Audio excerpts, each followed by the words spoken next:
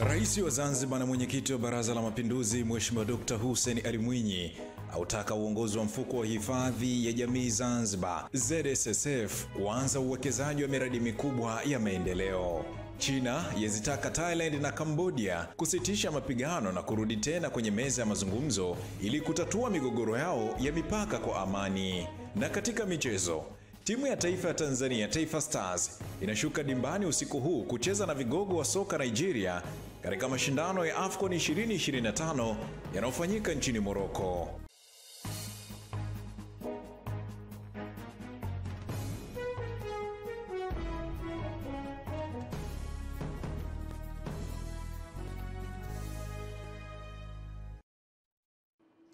Na mtazamaji wa Channel 10 kilicho bora, hayo ni miongoni mwa yale machache ambayo tumekuandalia leo Jumanne tarehe 23 mwezi wa 12 mwaka 2025. Ujambo na karibu katika taarifa yetu ya habari ya kutwa nzima kwa siku ya leo. Mimi ni Emmanuel Mwakapo, natakia kusomea habari za kitaifa na habari za kimataifa. Katika upande wa lugha ya alama ni Ramla Jabu. Mtazamaji, na huu ni mwanzo wa mwanzo tu, karibu tuanze na habari za kitaifa. Rais wa Zanzibar na mwenyekiti wa Baraza la Mapinduzi Mheshimiwa Dr. Hussein Ali Mwinyi ameutaka uongozi wa mfuko wa hifadhi ya jamii Zanzibar ZSSF kuanza uwekezaji wa miradi mikubwa ya maendeleo ambayo itabadilisha mazingira na kuleta haiba njema ya mji wa Zanzibar. Ni uzinduzi wa mradi wa nyumba za biashara na makazi za gharama nafuu katika mji wa Dr. Hussein Ali Mwinyi uliopo Mombasa, wilaya Mjini, mkoa Mjini Magharibi Unguja. Akizindua nyumba hizo ikiwa ni katika maadhimisho ya miaka 62 ya mapinduzi ya Zanzibar, Dr. Mwinyi anasema sasa ni wakati wa ZSSF kuwekeza kwenye miradi mikubwa ya maendeleo. Mifuko hii inapaswa kufanya mambo makubwa ya kimaendeleo katika nchi. Kwa hivyo nichukue fursa hii kwa wapongeza ZSSF, wameanza kwa hatua nzuri.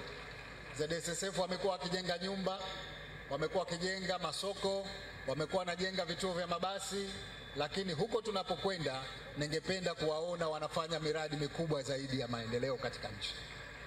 Kwa mfano, nchi yetu sasa hivi inakabiliwa na uhaba wa umeme. Kwa nini mfuko huu usiwekeze kwenye umeme? Aidha, Rais Mwinyi anawataka wananchi kuwa na imani na serikali pindi inapotekeleza miradi mikubwa kwenye maeneo yao. Kwa wananchi wabadilike na wasiwe na wasiwasi, wasiwe na hofu ya mabadiliko. Mabadiliko kwa maisha ya binadamu ni lazima. Leo tunapozungumza kujenga nyumba mpya pale Michenzani, kuna hofu inaingia. Tunapotaka kujenga nyumba mpya Kikwajuni, kuna hofu zinaingia. Tukitaka kujenga nyumba mpya Kilimani, kuna hofu zinaingia. Lakini nataka niwaambie, wasiwe na hofu, hadhulumiwi mtu. Kila mtu mwenye kumiliki nyumba atapewa nyumba mpya. Katibu Mkuu Wizara ya Fedha na Mipango Dr. Rahma Salim Mahfudh anasema nyumba hizo zimezingatia mahitaji muhimu kwa ajili ya makazi na biashara. Pia tumejenga maegesho ya magari kila nyumba na maeneo ya wazi kwa ajili ya maegesho ya magari kwa wageni. Mkurugenzi mwendeshaji mfuko wa hifadhi ya jamii Zanzibar ZSSF Nasoro Shaban Amer amesema amepokea agizo la rais kwenye uwekezaji wa miradi mikubwa ya maendeleo. Ushauri wa Mheshimiwa Rais Dr. Hussein Mwinyi, Dr. Hussein Ali Mwinyi ni mzuri sana. Kwa hiyo ule ushauri ule sisi tutachukua, tutafanya kazi, tutaweka kwenye uwekezaji na tunaamini unatija, kwa hiyo tutautekeleza kadri ya uwezo wa taasisi yetu utakavyoruhusu. Uzinduzi wa nyumba hizi ni miongoni mwa maadhimisho ya miaka 62 ya mapinduzi ya Zanzibar. Juma Kasim, Channel 10 Zanzibar. Nyumba mpya Kilimani, kuna hofu zinaingia, lakini nataka niwaambie, wasiwe na hofu, hadhulumiwi mtu.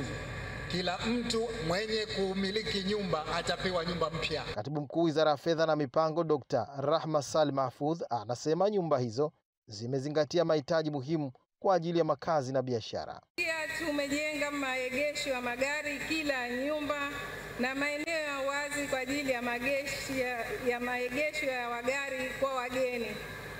Mkurugenzi mwendeshaji mfuko wa hifadhi ya jamii Zanzibar ZSSF Nasoro Shaban Amer amesema amepokea agizo la rais kwenye uwekezaji wa miradi mikubwa ya maendeleo. Ushauri wa Mheshimiwa Rais Dr. Hussein Mwinyi, Dr. Hussein Ali Mwinyi ni mzuri sana. Kwa hiyo ule ushauri ule sisi tutachukua, tutafanya kazi, tutaweka kwenye uwekezaji na tunaamini unatija, kwa hiyo tutautekeleza kadri ya uwezo wa taasisi yetu utakavyoruhusu. Uzinduzi wa nyumba hizi ni miongoni mwa maadhimisho ya miaka 62 ya mapinduzi ya Zanzibar. Juma Kasim, Channel 10 Zanzibar. Waziri wa Ulinzi na Jeshi la Kujenga Taifa Dr. Rimo Nyansaho amewataka wananchi wilayani Serengeti mkoani Mara kuendelea kushirikiana kudumisha amani na umoja, kwani ndio nguzo muhimu ya kufikia maendeleo endelevu kwa taifa. Ni mapokezi ya Waziri wa Ulinzi na Jeshi la Kujenga Taifa Dr. Rimo Nyansaho hapa wilayani Serengeti mkoani Mara. Tuendelee kuombea taifa letu liendelee kudumisha amani. Watu waendelee kuchapa kazi. Na hapa wananchi wa Serengeti na wazee wa mila wanamtaka kuhakikisha imani aliyopewa na Daktari Samia Suluhu Hassan anailinda katika kumsaidia majukumu, na kuanza pongezi wanazitoa. Kwa nini leo tumepata mwanamke rais wanamgombanisha? Nashukuru sana Rais wetu Samia Suluhu kutuchagulia jembe letu, amekuwa waziri wa ulinzi. Tunaomba Nyansaho aamini Mama Samia anachomtuma, asije kumwangusha. Pamoja na pongezi akawakumbusha wananchi kuendelea kuilinda amani iliyoko hapa nchini. Mheshimiwa Rais anashukuru jinsi ambavyo Serengeti imeendelea kusimamia amani. Sisi ndo tuwe walinzi wa amani namba moja, ili tuweze sasa kutumia ulinzi wa amani kudai maendeleo yale ambayo serikali imeweza kuahidi. Changamoto za barabara nazo zikagusiwa. Kuomba sana Mheshimiwa Waziri, barabara zetu kuziunganisha kwa kiwango cha lami kutoka Bunda mpaka Serengeti, Serengeti mpaka Nyamongo. Kwa hiyo mvua ikipiga hapa usafiri unakuwa ni ngumu, tunakwama, na ndio maana unakuta tunapata gharama kubwa kwa ajili ya barabara hii. Tunaweza kufanya biashara, lakini changamoto ya barabara ndio hii, unaona hata fursa 100% hatupati. Daktari Nyansaho anawatoa hofu wananchi wa Serengeti kwa serikali inayoongozwa na Daktari Samia Suluhu Hassan inazitambua changamoto za wananchi wa Serengeti, ikiwemo ukosefu wa barabara pamoja na uhitaji wa kiwanja cha ndege. Tunachokiombea ni kwamba tunapokwenda miaka 2-3 mbele, Serengeti yetu lami ziwe zimeingia mjini. Nyie mtaona vitendo. Ndugu zangu, mimi ninachowaomba ni kwamba lile swala serikali inaenda nalo kwa kasi. Kutoka hapa wilayani Serengeti mkoani Mara, jina langu ni Musa Makari na hii ni Channel 10. Waziri wa Nchi Ofisi ya Rais, Muungano na Mazingira, Mhandisi Hamadi Masauni amewataka wahariri wa vyombo vya habari nchini kuhakikisha taarifa zinazochapisha kuhusu muungano wa Tanzania zinakuwa za kuaminika, sahihi na zenye maslahi mapana ya taifa. Akizungumza jijini Dar es Salaam katika semina ya wahariri wa vyombo vya habari, Masauni amesisitiza umuhimu wa vyombo vya habari kuangazia mafanikio ya muungano na kutoa elimu kwa umma kuhusu masuala ya katiba pamoja na faida za muungano badala ya kuzingatia changamoto pekee, na kuongeza kuwa katika kipindi cha miaka 61 ya muungano taifa limepiga hatua kubwa. Ndugu wahariri wa vyombo vya habari, ni jambo jema na la busara kuendelea kuenzi msingi imara waliotujengea waasisi wetu hayati Mwalimu Julius Kambarage Nyerere, baba wa taifa, na hayati Sheikh Abeid Amani Karume, misingi ambayo inaendelea kuwa nguzo ya kuimarisha umoja, amani, utulivu, lakini pia kujenga uchumi wa taifa letu. Kwa upande wake, mwanasiasa mkongwe na waziri mstaafu Dr. Harrison Mwakembe amesema ni muhimu wananchi wakafahamu kuwa mapinduzi ya Zanzibar ya mwaka 1964 hayakuwa ya kijeshi, bali yalikuwa mapinduzi ya umma yaliyolenga kuondoa mfumo wa utawala wa unyonyaji wa kisultani. Leo picha ya kizazi kipya ambacho kinahitaji wauli na wabumba kuijua vizuri historia ya nchi yao na misingi mikuu ya taifa lao na kuiishi. Bila hivyo mustakabali wa taifa letu utakuwa katika hatihati. Kizazi cha leo, kesho kutwa, mtondogoo hakitaweza kutambua thamani ya uhuru tulio nao leo. Salma Shabani, Channel 10, Dar es Salaam.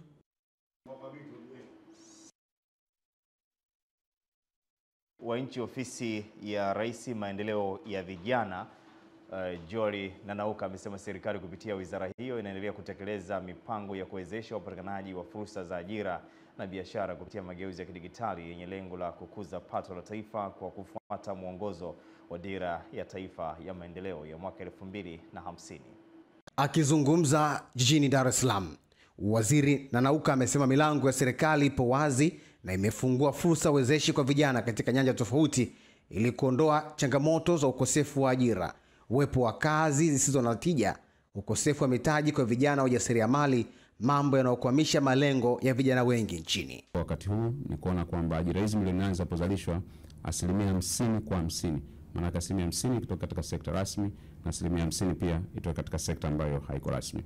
Ndio maana katika ahadi 13 za siku 100 za Mheshimiwa Rais, ahadi 6 zinazungumza masuala ya vijana na mojawapo ni urasimishaji wa biashara na shughuli ya vijana ili kuhakikisha kwamba vijana wanaingia katika sekta ambayo iko rasmi pia. Lakini pia na lingine ilani imezungumza ni kuongeza uzalishaji, kuvutia uwekezaji na kukuza sekta zenye fursa kubwa kwa vijana. Katika hatua nyingine, Waziri Nanauka ametoa maelekezo kwa maafisa vijana waliopo kwenye halmashauri zote nchini kuandaa kanzidata maalum itakayosajili taarifa za vijana waliopo kwenye maeneo yao ili kuweza kuwaingiza kwenye mfumo wa kuwatambua na kuwapa fursa. Maeneo yote watengeneze database za vijana wanaopatikana katika maeneo yao. Sio tu majina yao, wajue elimu zao, wajue pia shughuli wanazozifanya, shughuli fursa za kiuchumi zilizoko pale. Kwa hiyo tumefundishana na ni kazi ambayo wanaendelea nayo, na tukimaliza na mimi itatusaidia sisi pia kupanga mipango yetu kama wizara ili tuwe tunatatua tatizo halisi linaloendana na changamoto ya vijana. Na mwisho nimeulizia matumizi sahihi ya teknolojia. Nafikiri elimu yao ni jambo endelevu na sisi bado tutaendelea kuli champion kama wizara, lakini naamini ni jukumu ambalo tuwezi kufanya peke yetu. Tunahitaji wazazi, tunahitaji walimu shuleni, tunahitaji viongozi wa dini na nyinyi waandishi wa habari pia kutusaidia. Kwa mujibu wa takwimu ya sensa ya watu na makazi ya 2022, vijana wenye umri kati ya miaka 15 hadi 35 ni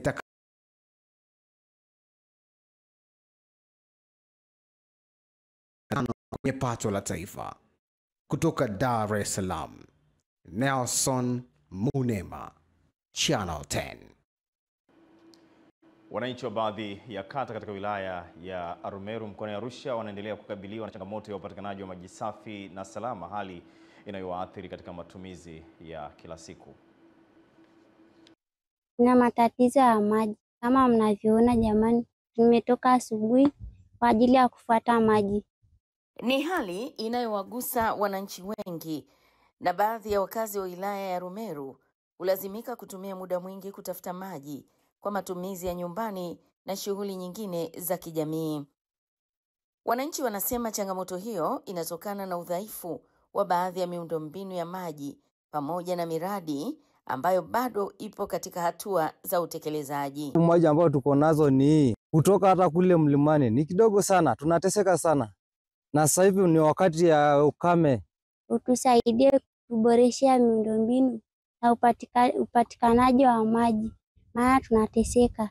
Serikali imeendelea kutekeleza miradi mbalimbali ya maji wilayani humo ili kuboresha hali hiyo, ambapo mbunge wa Arumeru Magharibi Dr. Johannes Lukumai amesema jitihada zinaendelea kuhakikisha miradi inakamilika kwa wakati na kuwanufaisha wananchi. Na ifahamike tu katika jimbo letu la Arumeru Magharibi, moja kati ya matatizo makubwa ni maji. Pamoja na kwamba serikali imewekeza fedha nyingi sana katika halmashauri hii. Zaidi ya bilioni 16.7 zimewekezwa kwenye maji. Lakini bado miundombinu si rafiki. Bado maji hayapatikani. Kwa hiyo nitumia nafasi hii kuomba serikali iangalie uwezekano wa kuweza kumalizia hizo hela kwa mkandarasi ili hawa wananchi wanaoteseka na maji waweze kupata maji. Serikali ilituwezesha na mradi ukatekelezwa. Sasa hivi huko 85%, bado 15% tukamilishe wananchi waweze kupata maji kila siku. Kama alivyosema mheshimiwa mbunge, hadi kufikia tarehe 30 mwezi wa 3 2026 mradi utakuwa umekamilika 100%. Wananchi wa Arumeru wanasema wana matumaini kuwa kupitia juhudi zinazoendelea, changamoto ya maji itaendelea kupungua na huduma ya maji safi na salama itapatikana kwa uhakika zaidi. Jamila Omar, Channel 10, Arumeru, Arusha. Waziri wa madini nchini Anthony Mavunde ametangaza kufuta leseni zote hapa nchini za utafiti wa uchimbaji madini ambazo hazijaendelezwa na wamiliki wake na kuzigawa kwa makundi ya vijana na wanawake ambao wamekuwa wakichimba madini bila umiliki wa leseni. Waziri Mavunde amefika katika mgodi wa wachimbaji wadogo wa madini aina ya dhahabu wa kijiji cha Mwakitorio uliopo wilaya na mkoa wa Shinyanga, kisha kukabidhi mtambo wa kuponda mawe kwa kikundi cha akina mama wa Umoja ni Nguvu.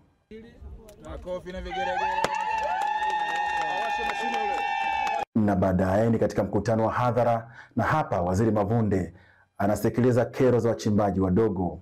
Serikali tunaomba itusaidie hili, tupate leseni kama wachimbaji wa namba 6. Kero yetu kubwa, tunataka leseni ili tufate vigezo vya nchi, msitake tuvunje sheria. Tupewe kibali ambacho tumetengeneza taratibu za kisheria pamoja na ofisi ambayo ina muhuri, na ndio maana tunaomba kibali hicho. Mwenyekiti wa chama cha wachimbaji wadogo wa madini mkoa wa Shinyanga, Shirema Hamza Tandiko, anaibua hoja ya utoaji elimu ya sheria za madini. Nimekuwa nikipokea malalamiko sungusungu, wenye viti wa mitaa, wenye viti wa vijiji kuingilia taratibu za kisheria za madini, ingali sheria baadhi yao hawazifahamu.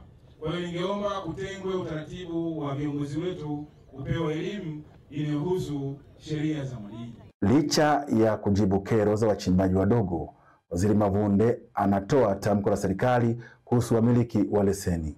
Nataka nisafishe pale Tume ya Madini kwenye kanzi data yetu ya leseni, ili tuondoe wabaishaji wote wale. Na maeneo haya nikifuta maelekezo ya Mheshimiwa Rais ni kupitia mpango ulioko Wizara ya Madini kuwapatia makundi ya vijana na wakina mama kwanza. Katika maeneo ndani ya mkoa wa Shinyanga ambayo tuna nguvu kazi kubwa ya kina mama, vijana na wazee wetu ni Mwakitorio. Wanapambana sana. Watu hawa ajenda yao kuu ni utafutaji. John Mponeja, Channel 10, Shinyanga. Naibu Waziri wa Katiba na Sheria Bi Zainab Katimba amewataka wananchi kutoa taarifa kwa kabidhi wasi mkuu ambaye ndiye mdhamini mkuu wa RITA taarifa za watoto chini ya miaka 18 ambao ni warithi wa mali zao, hazina wasimamizi au zenye viashiria vya migogoro ili ziweze kusimamiwa kwa misingi ya kisheria.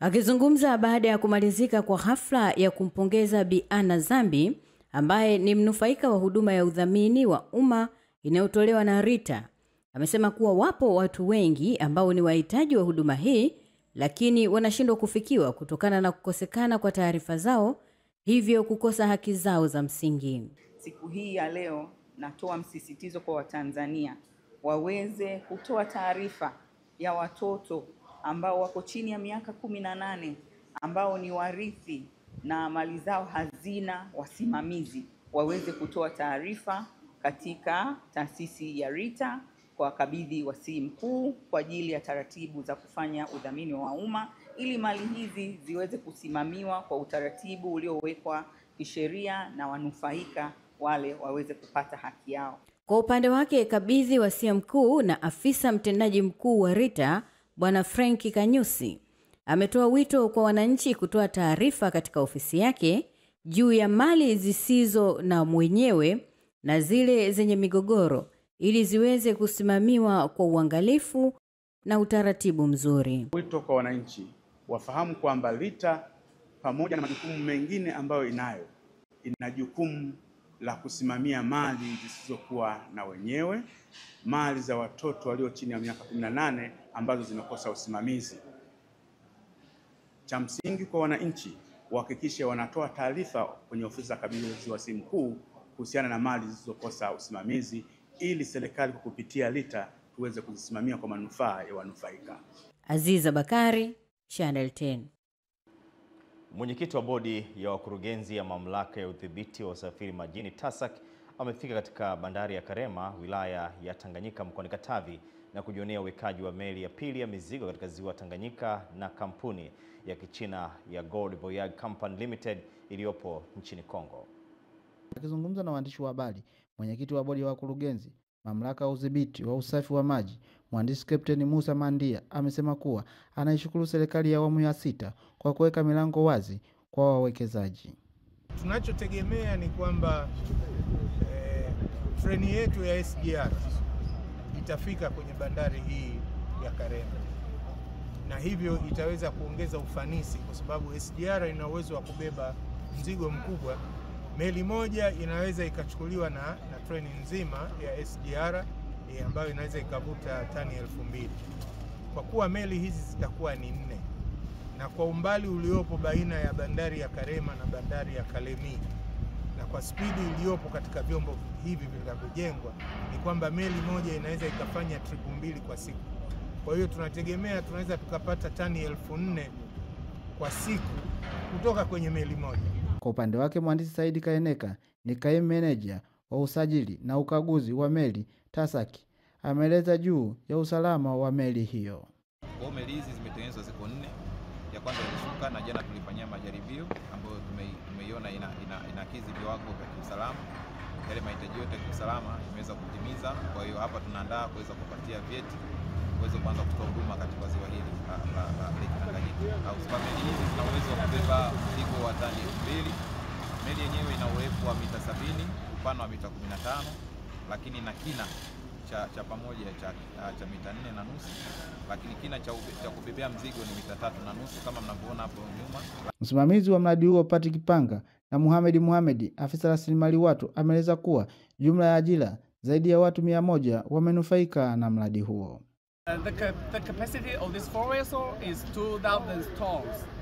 And today we are very appreciative TASAC come again for the inspection. Today the launching of the second vessel is very successful. And thanks for the TASAC and thanks for the local workers. We are together, so everything.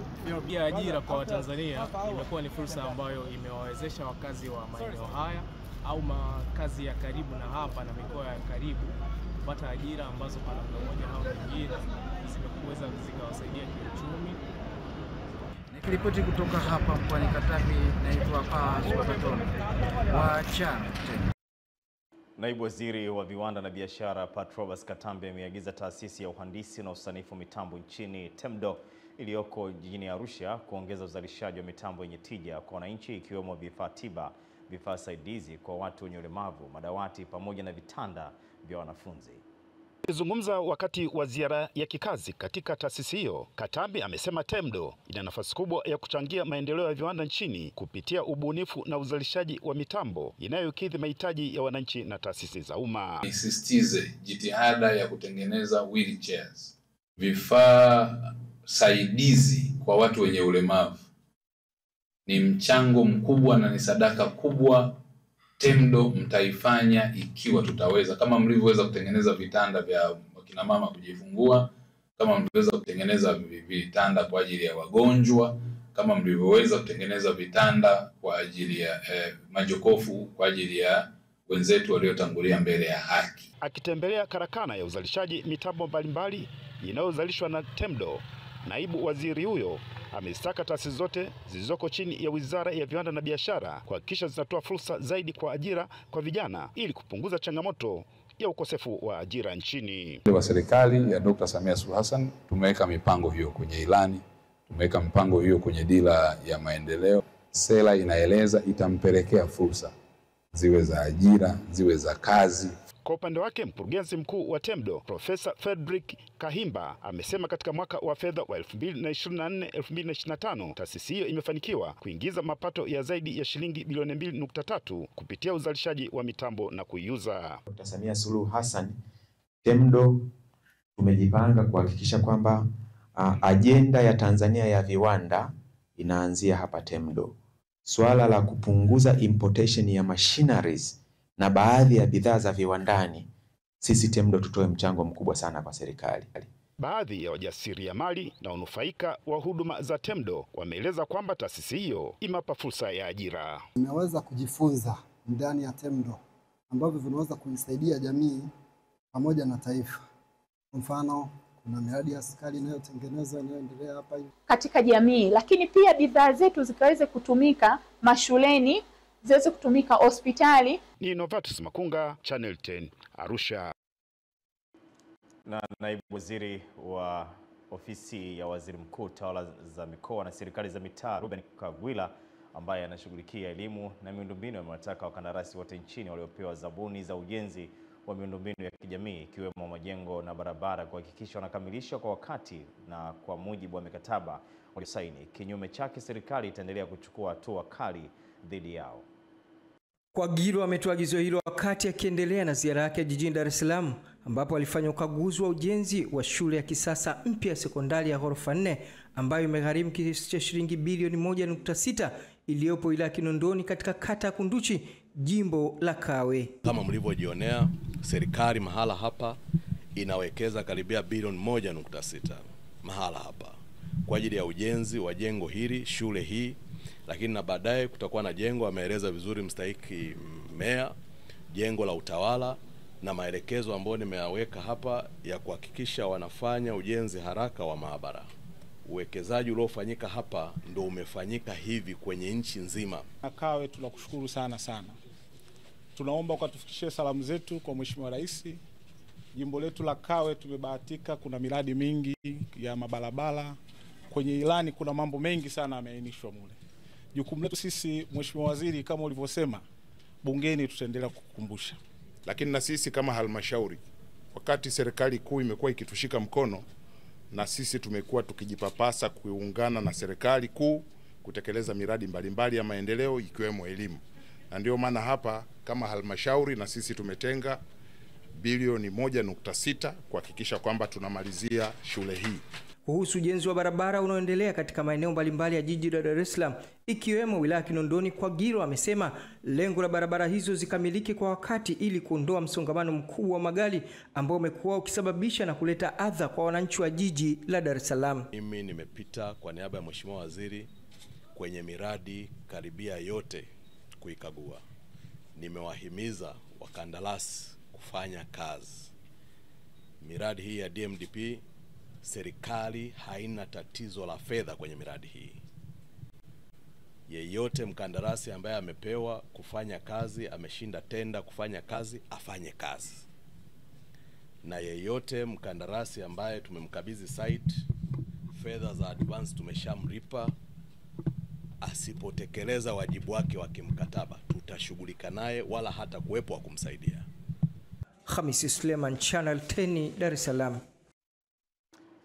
Na mtazamaji, taarifa inahitimisha katika upande wa habari za kitaifa, na sasa karibu tupate utondote wa habari za kimataifa. Tunaambiwa mjumbe maalum wa China katika masuala ya Asia, Deng Xijun, ametoa wito leo kwa mataifa ya Thailand na Cambodia kukubaliana kusitisha mapigano na kurudi tena kwenye meza ya mazungumzo ili kutatua migogoro yao ya mipaka kwa amani. Katika kipindi cha wiki 3, Thailand na Cambodia zimekuwa zikishambuliana kwenye mpaka wao wa nchi kavu baada ya makubaliano ya kusitisha mapigano yaliyoanzishwa kwa mara ya kwanza na Malaysia na Rais wa Marekani Donald Trump.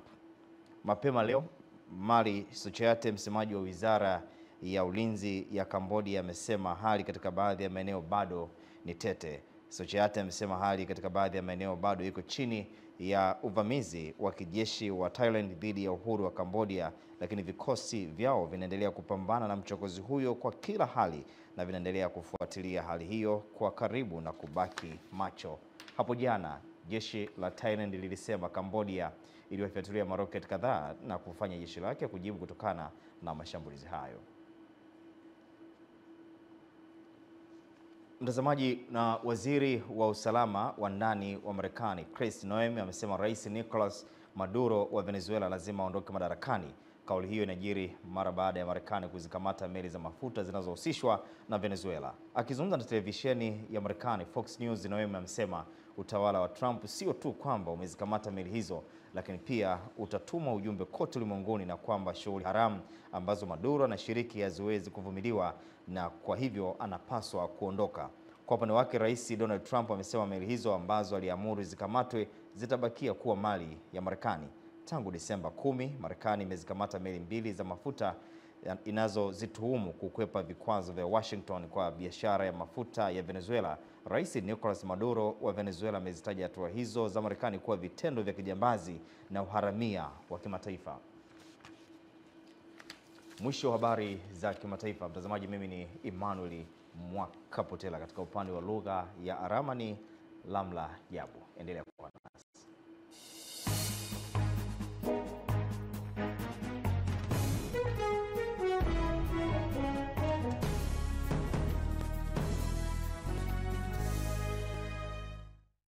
Elimu Ofa.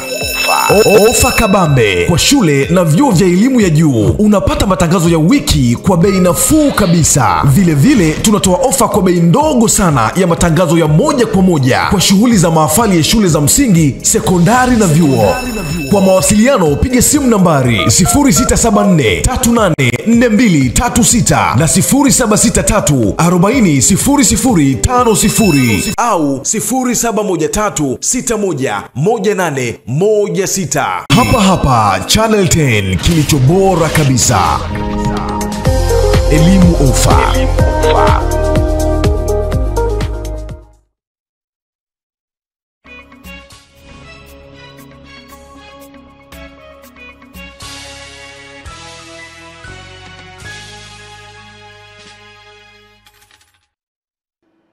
Na mtazamaji, asante kwa kuendelea kutazama habari kutoka hapa Channel 10, kilicho bora. Na sasa ni habari za biashara na uchumi. Karibu tujiunge na mtangazaji Kisa Mwaipiana. Na shukrani sana Emmanuel Mwakapotela. Mtazamaji, karibu sana kwenye habari za biashara na uchumi ambazo zinaitwa kwako na Kisa Mwaipiana.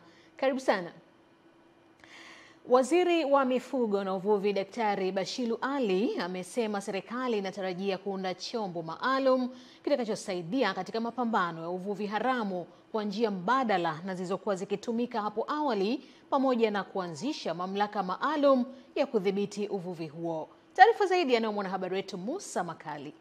Kauli hii anaitoa hapa katika kijiji cha Suguti wilayani Musoma mkoani Mara wakati akizungumza na wavuvi katika ziara yake, ambapo amesema serikali inaangalia namna ya kubuni mbinu mbadala ya kukabiliana na tatizo la uvuvi haramu. Katika ilani ya chama imeahidiwa kuandaa chombo au kuunda chombo cha usimamizi wa uvuvi. Hicho kitaimarisha zaidi usimamizi wetu na kupanua zaidi ushiriki wa wananchi na vyombo vingine. Na tayari tumeshafika hatua ya kumaliza ngazi ya wizara, tunalipeleka kwenye ngazi zingine za baraza la mawaziri, halafu baadaye liende bungeni. Lakini tupambane nao, na tutapambana nao. Njia nyingi zimetajwa hapa, lakini ziwa lile lilindwe, samaki walindwe, halafu watumike kupambana na umaskini. Na hapa baadhi ya wadau wa uvuvi akiwemo mbunge wa jimbo la Musoma vijijini Profesa Sospita Mwongo amesema kama serikali itaimarisha uvuvi kwa njia ya vizimba itasaidia kuondokana na uvuvi haramu. Sisi Musoma vijijini, labda la kutoka nalo hapa kwenye upande wa vizimba bado ni vichache. Nyie na watu wa Kenya mjadiliane kuhusu mambo ya vifaranga. Hawa watu wakija kununua isionekane ni vya magendo. Kinachosukuma watu kufanya uvuvi haramu ni nini? Na kwa nini hauishi? Ni umaskini wa kipato. Yaani tukiwaza tu kuwakamata wale wavuvi haramu hatuwezi kumaliza, ndio maana haujaisha. Tufike sehemu sasa kuiondoa nchi kutoka katika sehemu na kuipeleka sehemu pazuri, sio unacheka. Jina langu ni Musa Makali na hii ni Channel 10. Na shukrani sana Musa Makali kwa taarifa hiyo mtazamaji. Na sasa tuelekee mkoani Tanga. Mkurugenzi mkuu wa Tume ya Taifa ya Umwagiliaji Raymond Mdolwa amesema serikali imekusudia kuongeza eneo la kilimo kupitia umwagiliaji ili kuwa na uhakika wa chakula kwa wananchi kote nchini, ikiwa ni hatua muhimu ya utekelezaji wa dira ya taifa. Huyo hapa ni Raya Kipingu kutoka huko mkoani Tanga, ndiye mwenye undani wa hiyo taarifa. Serikali inatekeleza miradi ya umwagiliaji ya muda mrefu ikiwa ni uwekezaji kwenye sekta ya kilimo.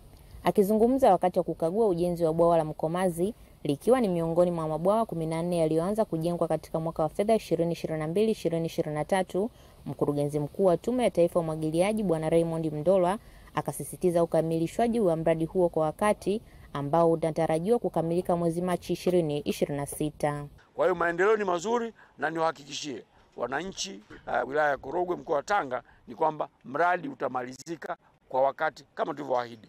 Nimewaeleza mkandarasi hapa, tuhakikishe kwamba mvua za mwaka huu zinaingia maji. Hatuwezi kuzindua bwawa ambalo halina maji, haiwezekaniki.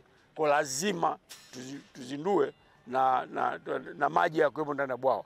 Kwa sisi kama tume tutahakikisha kwamba mkandarasi tunamsupport, tunampa anachokihitaji. Ujenzi wa mradi wa bwawa la Mkomazi unagharimu kiasi cha zaidi ya shilingi bilioni 18, na hapa meneja wa mradi mhandisi Leonard Someke anafafanua hatua walizofikia kwa sasa. Tuna ujenzi wa ukuta wa zege ndani ya bwawa kwa urefu wa mita 325.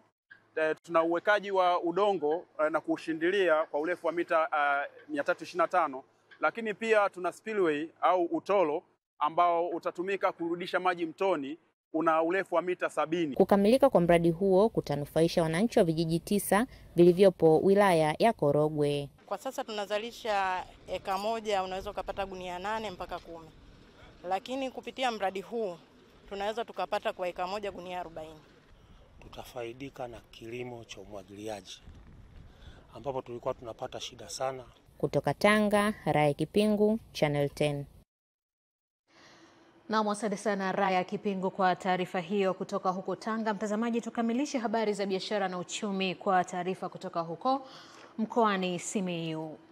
Mamlaka ya mapato Tanzania TRA katika mkoa huo wa Simiyu imevuka lengo la ukusanyaji wa mapato kwa mwaka wa fedha wa 2024-2025 kwa kukusanya jumla kiasi ya shilingi bilioni 28 tofauti na lengo la kukusanya bilioni 25, huku mamlaka hiyo ikiwashukuru wafanyabiashara wa mkoa huo kwa kuwa waaminifu kwenye ulipaji kodi za serikali. Aidan Muhando huyu hapa na taarifa zaidi.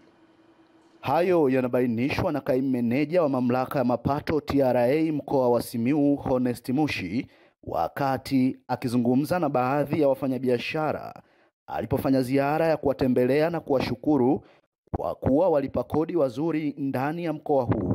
Pamoja na walipa kodi wote wa mkoa wetu wa Simiyu kwa mchango wao uliotuwezesha sisi kama mamlaka ya mapato TRA kuweza kuvuka malengo yetu mwaka wa fedha ulioisha 2024-2025, ambapo tuliweza kukusanya bilioni 28 kati ya lengo la kukusanya bilioni 25, na hivyo kuwa na ufanisi wa 112%. Hali kadhalika tunawashukuru sana walipa kodi hawa kwa kutuwezesha kuweza kufanya vizuri pia katika robo ya pili ya mwaka huu, yaani Julai 25 mpaka Novemba 25, ambapo katika kipindi hicho tumeweza kukusanya shilingi bilioni 13 kati ya lengo la kukusanya bilioni 11.5, ambayo ni sawa na ufanisi wa 113%.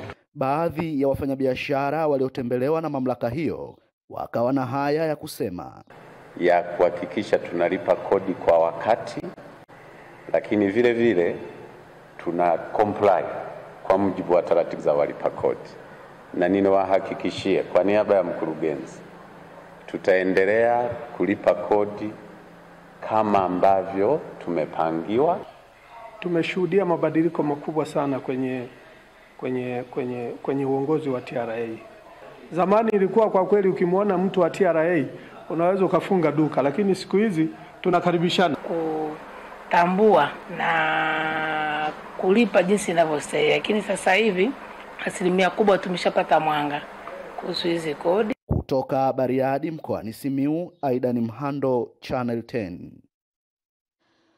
Naam, ni taarifa yake Aidan Muhando kutoka Simiyu ambayo inatukamilishia habari za biashara na uchumi kwa siku hii leo. Mimi ni Kisa Mwepiana kutoka hapa studio namba 2. Turejee studio namba 1 kwake Emmanuel Mwakapotela kwa ajili ya kuendelea na taarifa yetu ya habari kutoka hapa Channel 10, kilicho bora kabisa. Asante.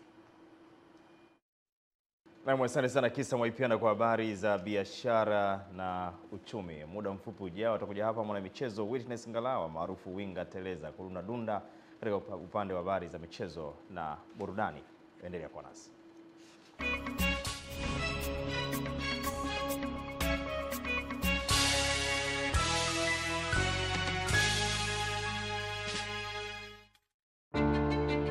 Tumia mitandao ya kijamii kwa fursa. Ukipokea ujumbe wa uzushi au upotoshaji, usiusambaze. Futa, delete kabisa. Ukipokea ujumbe wenye chuki au udhalilishaji, usiusambaze. Futa, delete kabisa. Ukipokea picha mnato au jongefu zilizobadilishwa au kutengenezwa na akili unde kwa lengo la upotoshaji, usisambaze. Futa, delete kabisa. Ukipokea maudhui yenye utata au uchochezi, usisambaze. Futa, delete kabisa. Tumia mawasiliano kujiletea maendeleo. Mawasiliano ni fursa. Ujumbe huu umeletwa kwenu na Mamlaka ya Mawasiliano Tanzania, TCRA. Soka la Christmas limenoga ndani ya Star Times. Ni mwendo wa wewe kulipa na sisi tukubusti zaidi. Kwenye Carabao Cup Jumanne Desemba 23, Arsenal watawakaribisha Crystal Palace saa 5 kamili usiku, huku Saudi Pro League ikizidi kukiwasha. Ijumaa Desemba 26, Al Hilali dhidi ya Al Khalij saa 2:30 usiku. Jumamosi Desemba 27, Al Nasri dhidi ya Al Qudud saa 11:50 jioni. Jumamosi Desemba 27, Al Ittihad dhidi ya Al Shabab saa 2:30 usiku. Je, Al Nasri na Cristiano Ronaldo wao wataendeleza rekodi yao ya unbeaten? Usikose mechi hizi live kupitia channel za michezo za Star Times. Jiunge na Star Times leo kwa bei ya punguzo, upate dekoda antena pekee kwa shilingi 25,000 tu, huku kilipia kifurushi cha mambo kwa shilingi 17,000 tu. Tukubusti mpaka uhuru mwezi mzima bure, au dekoda dish full set kwa shilingi 56,000 tu, huku kilipia kifurushi cha smart kwa shilingi 23,000 tu. Tukubusti mpaka super mwezi mzima bure. Star Times, lipa tukubusti zaidi.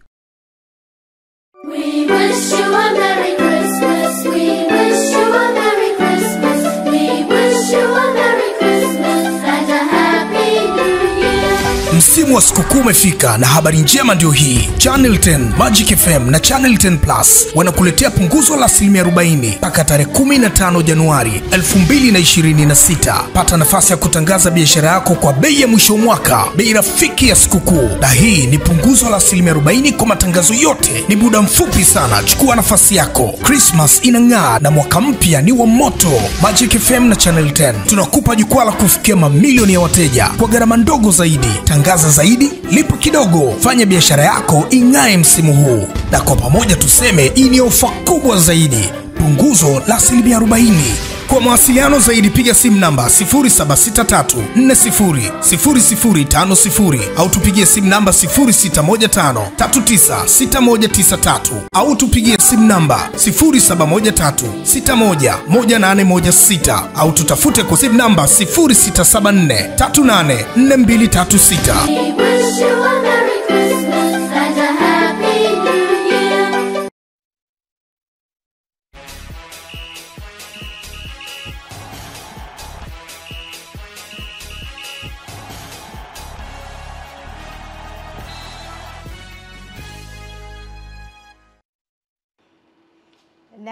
Namna hivyo mwanamichezo, asante Emmanuel Mwakapotela.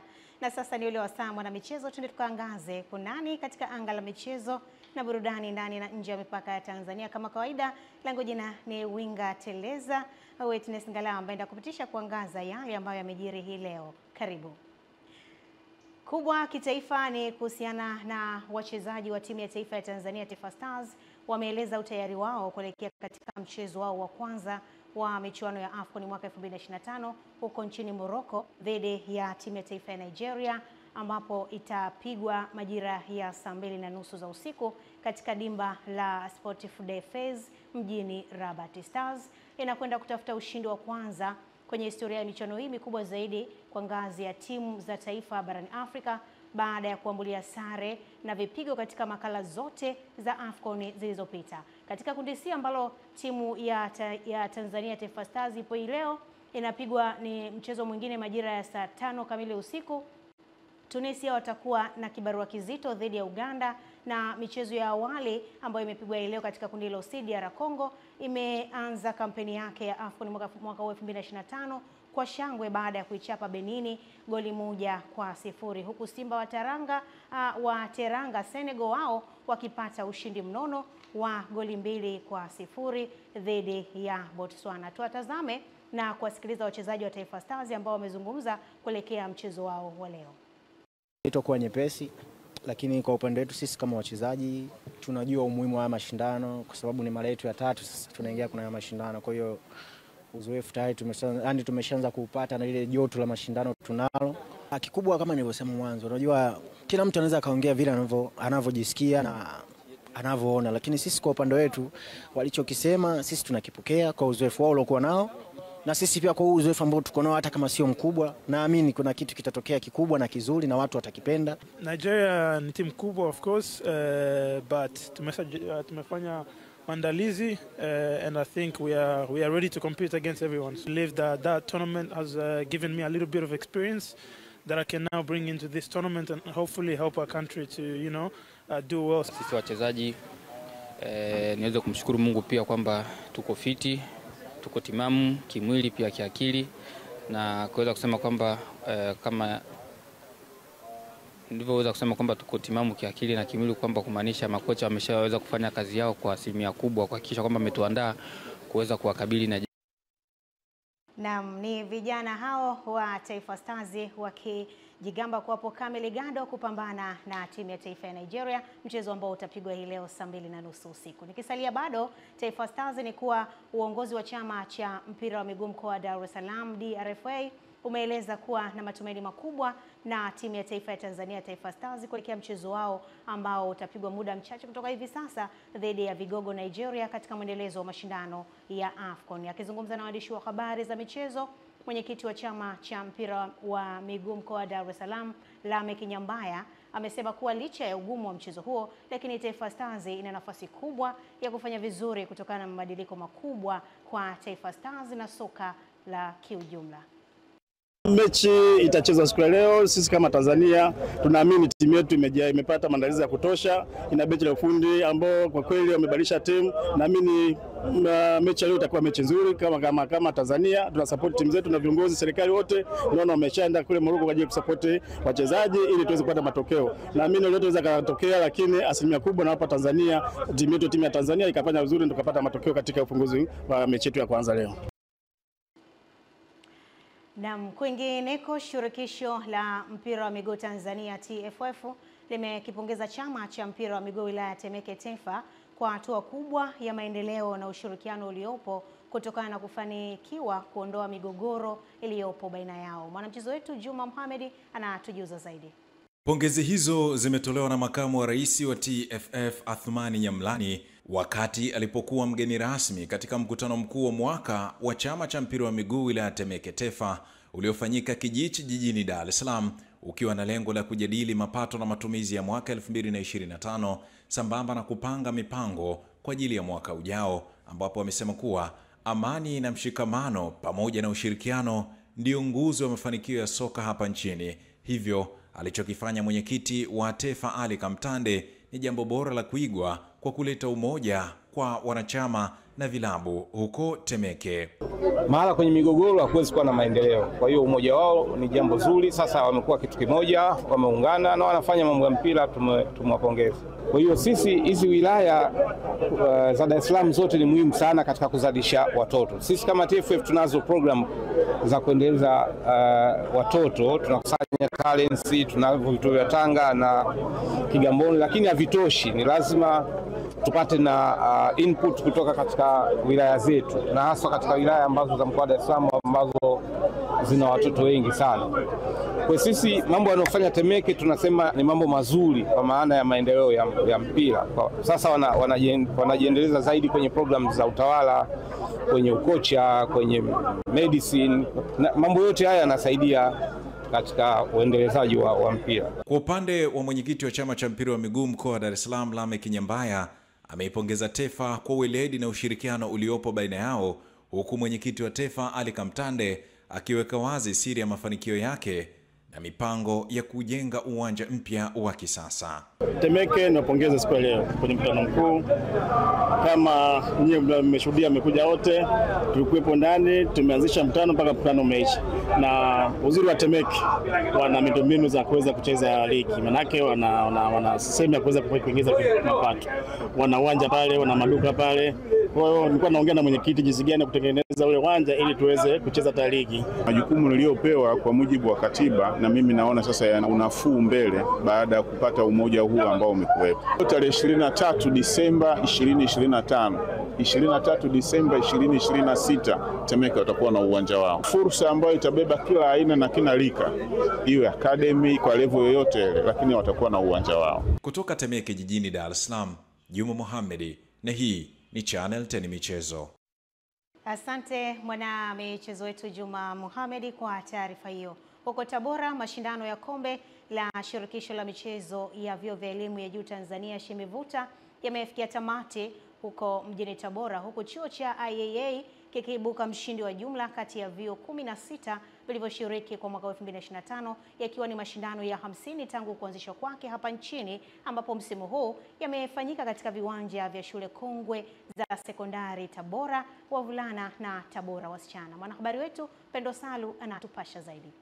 Siku 10 tangu kuanza kwa mashindano hayo, hatimaye yamefikia tamati. Akisoma taarifa ya kuhitimisha mashindano hayo, Rais wa shirikisho la michezo ya vyuo vya elimu ya juu SHIMIVUTA, Sam Juhudi, amesema licha ya kuonesha ubora, lakini mashindano hayo yalikuwa yakikabiliwa na changamoto lukuki. Baadhi ya changamoto ambazo tunakutana nazo. Namba moja, baadhi ya vyuo wanachama kutoshiriki mashindano haya mfululizo. Hii inasababishwa na kiwango kikubwa cha uhaba wa rasilimali fedha kwa vyuo wanachama pamoja na mwitikio hafifu kwa baadhi ya wakuu wa vyuo. Tatu, upungufu wa rasilimali fedha za kuendesha mashindano yetu, jambo ambalo linasababishwa na kupanda na gharama za maisha. Katika hotuba yake, mkuu wa mkoa wa Tabora Paul Chacha, iliyosomwa na mkurugenzi wa halmashauri ya manispaa ya Tabora Dr. John Pima, wakati akihitimisha mashindano hayo ya SHIMIVUTA, akatoa ahadi ya kusapoti mashindano yajayo. Naomba nitoe wito kwa makampuni mbalimbali na watu binafsi wenye uwezo na mapenzi mema ya michezo kulitambua sasa shirikisho hili rasmi na kutoa misaada kadri inavyowezekana. Kwa tutadhamini michezo hii kama sehemu ya wadhamini watakaokuwa wanadhamini. Kwa maana kwamba tunatarajia mtakuja Tabora na sisi tutawashika mkono hata kama mtafanya sehemu nyingine. Handball nimecheza, basket, yote hiyo ni michezo ambayo nimeshiriki. Nimemudu kushiriki michezo hiyo kwa kujitoa. Kikubwa zaidi nilichokuwa nacho ni uvumilivu. Hatimaye mkutano mkuu umepiga kura tena mashindano ya SHIMIVUTA ya mwaka 2026 ambayo yatakuwa ni mashindano ya 50 yatarejea mkoani Tabora kwa mara nyingine kuanzia mwezi Disemba mwakani inshallah 2026. Kwa Tabora ni mwanamichezo wako Pendo Salu, Channel 10. Asante mwana michezo wetu Pendo Salu kwa taarifa hiyo, na taarifa hiyo inaniwekea utuo upande wa viwanjani kitaifa, na sasa tukaangaze kunani katika anga la michezo kimataifa. Huu ni uga wa michezo kimataifa na tutaangazia yale ambayo yamejiri maeneo mbalimbali. Tukianzia huko nchini Uingereza, meneja wa klabu ya Liverpool Arne Slot amethibitisha kuwa mshambuliaji wake Alexander Isak atakuwa nje kwa muda wa miezi miwili baada ya kupata majeraha kwenye mchezo wa ligi kuu ya Uingereza juma lililopita baada ya kufanywa madhambi na mchezaji Vicky van de Ven wa Tottenham Hotspur. Isak amepata jeraha baya mguu wake wa kushoto, huku Liverpool ikithibitisha kuwa nyota huyo wa kimataifa wa Sweden alifanyiwa upasuaji katika kifundo cha mguu lililojumuisha kuvunjika kwa mfupa wa fibula.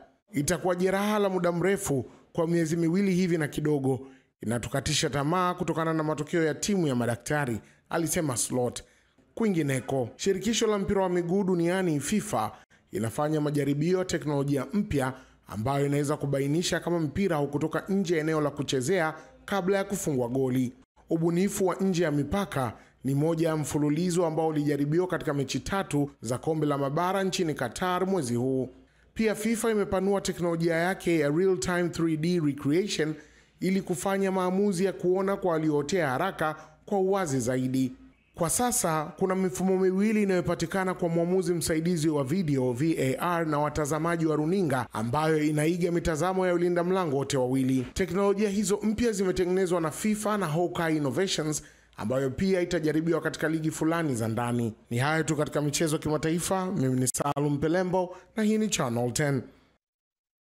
Asante msimulizi wetu Salum Pelembo kutuhabarisha katika anga la michezo kimataifa, na ndivyo ambavyo na tamatisha yale yote ya dawati la michezo na burudani, lakini tunikusihi kuwa tuwaombee mchezo mwema ili tuweze kuanza vyema timu ya taifa ya Tanzania, Taifa Stars, katika michuano ya AFCON 2025 huko nchini Morocco dhidi ya timu ya taifa ya Nigeria. Mimi ni winga teleza Witness Ngalawa. Baada ya mtasari wa habari hapa, Emmanuel Mwaka Potela ataenda kutamatisha habari yetu ya kutwa nzima ya leo.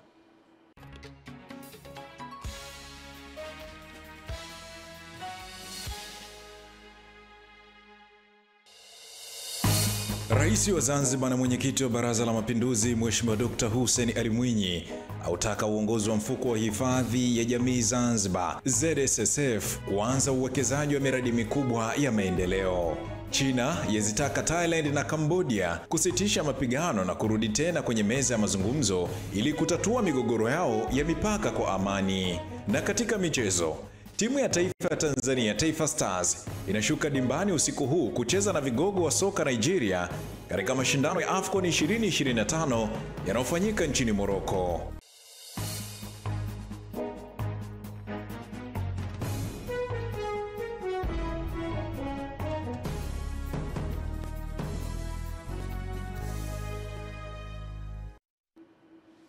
Na mtazamaji, uliungana na mwanamichezo Witness Ngalawa maarufu winga teleza katika upande wa habari za michezo na burudani. Mtazamaji, mpaka hapa tumefikia tamati ya taarifa yetu ya habari ya kutwa nzima kwa siku ya leo. Shukrani kwa msemaji wa biashara na uchumi Kisa Mwaipiana, michezo na burudani winga teleza, logo ya alama Ramla Jabu, bila kumsahau mpiga picha Kim Geoffrey Magawa, sauti Nico Arajiga, graphics Hamisi Sulemani. Mtazamaji, tuitakie kila la heri timu yetu ya taifa ya Tanzania, Taifa Stars, ambayo inashuka dimbani leo hii usiku huu kucheza na vigogo wa Nigeria katika mashindano ya AFCON 2025 nchini Morocco. Ujumbe kwa Taifa Stars ni kwamba shujaa wa kweli ni yule ambaye anapigana, haijalishi atakuwa katika hali gani, mpaka filimbi ya mwisho. Mimi ni Emmanuel Mwaka Potela. Endelea kutazama runinga yako pendo kabisa ya Channel 10.